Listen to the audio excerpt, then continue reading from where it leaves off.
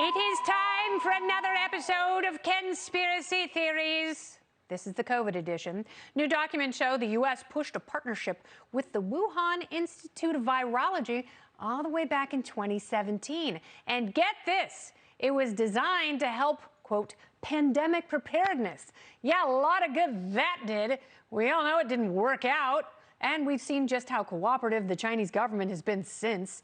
So, is the NIH and Dr. Fauci, are we ever going to know what really happened? It was probably a pangolin. It looks like it's got toenails glued onto its body. The party panel is back. It's a man panel. Bryan Suits, Kevin Walling, Shane Hazel. Suits, what happened here? What did we find out? Well, there's been some open source stuff that has frankly been really too bizarre to believe, but it's a fact that the director of the Wuhan CDC, the Chinese CDC there at Wuhan, applied for a vaccine patent in February of 2020. I mean, the vaccine, the pandemic was, a mile from the starting line, and he's already applying for a patent for a Chinese origin vaccine, and then magically he dies in June of 2020. I mean, there's just too much stuff that that stacks up. It's almost too unbelievable. But what I do know about as an autodidact of prior pandemics, the best histories are written 100 years later. The best book about the 1918 pandemic is The Great Influenza by John Barry. It was only written less than 10 years ago, so I think my daughter might write the truth about this one. She's going to live forever, that one. That Reagan, she's one of the healthiest, sturdiest 13-year-olds I've ever met. Almost 13. So, Kevin, let's discuss. Those of us who are more liberty-minded have been very skeptical, not only of our government, but also the Chinese government. So why would we believe someone like Anthony Fauci when he says this whole thing came from a wet market? Never go there without a towel or you're going to catch the new flu. He is full of hot malarkey. He was in bed with the Wuhan Institute of Virology, and I don't think any of this makes him look good. Well, Kenny, I think it makes a lot of sense to be skeptical about anything coming out of the communist Chinese regime with regards to this pandemic, how it started, its What about origins. The communist American regime? Well, there's certainly a lot of questions about the origin. I'm all about transparency in government and having more of these kinds of hearings. But part of this is we'll never get the answers directly from the Chinese government. And we can explore different partnerships the U.S. government had with China through these health partnerships. We have a lot of relationships like this with a bunch of different countries with regards to pandemic research engagement to stop these kinds of pandemics from hitting our shores. A dear friend of mine was over in Liberia for 6 months during Ebola, set up an office there. It's important to stop those pandemics where they are so they don't come to our shores, which is not what happened here, obviously. So there are many more questions than answers that we have with regards to all this. We need full transparency to the extent that we can have with the United States government and the CDC and the NIH, but we're not going to get very far with regards to how the origin started because the Chinese don't give a damn about us. You know why? Because they run everything. That's what communism is, statism. Amen. It is a massive state that runs everything. They decide everything, and they decided that this was too embarrassing to look for the truth. Shane? Amen. Thank you. Yeah, I don't think China's got our best interest. I don't think American government has our best interest. No. And they call me crazy. We were told for 2 years straight that we had a pandemic on our hands. You don't need 24/7, 365 for 2 years for a pandemic. What you need to have happen to divide people is fear, and it's psychological operations. There is a mass psychosis.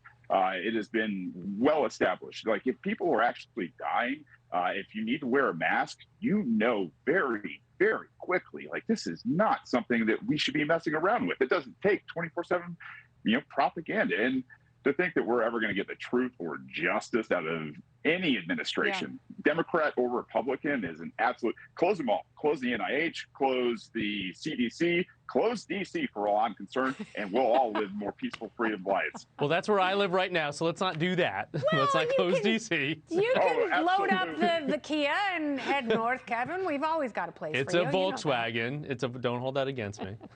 No, my first But, car was a like the Volkswagen. spirit. Okay, I you like have the a couple spirit of seconds. 1980. Yes, go ahead, Suits. Go ahead. A couple seconds. Oh, go ahead. No, Sorry. you say your things, but you don't have long. In 1918, the mayor of Seattle tried to shut down the town, mask for everybody, and he got a bomb in his mailbox, and he Jesus. resigned. Was that And Paul I'm Shell? only That's a funny Seattle and, joke.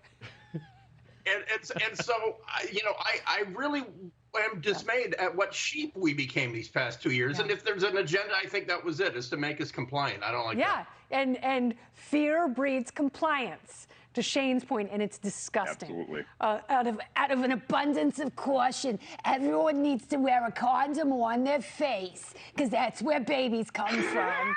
All right, we're just coming out of a devastating pandemic, and now we're looking at the prospect of global thermonuclear war. Oh, that's just great. So should we all hide under our beds or do the opposite and friggin' party, man?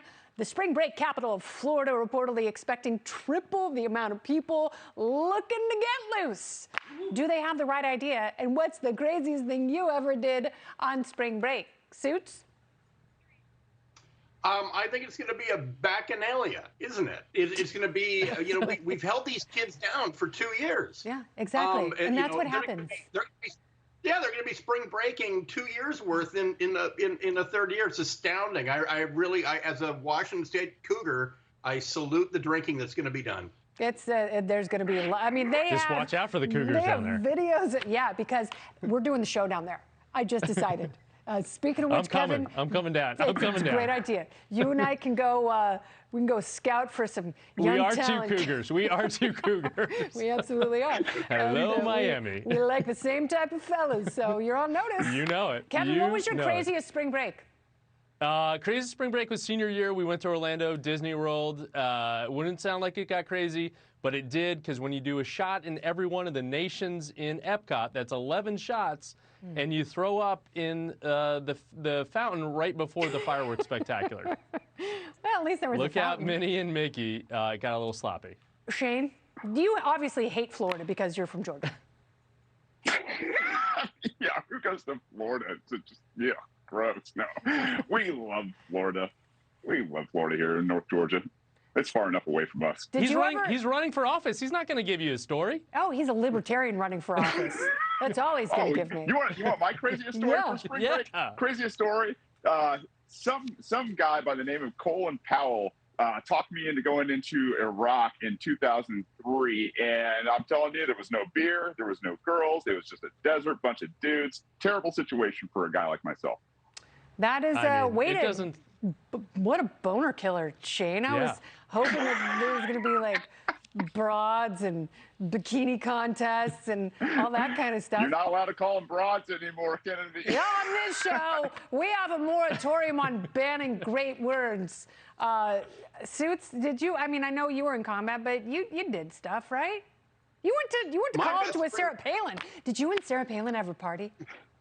My best spring break was Sun Valley, 1986, and we brought our skis, the whole deal. I don't think we ever left Grumpy's, the bar there in Sun Valley.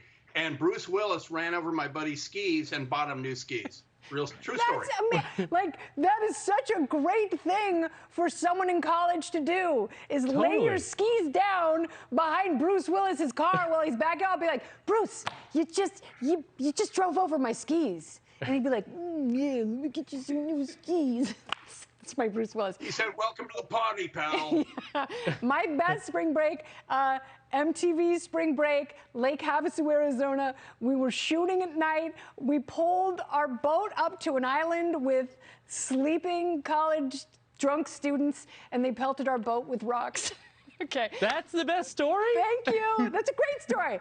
Love you guys. Bryan, Kevin, and Shane. Great work. Thank you all. Coming up, getting back to the war, what is Vladimir Putin's next move, and what's our next move?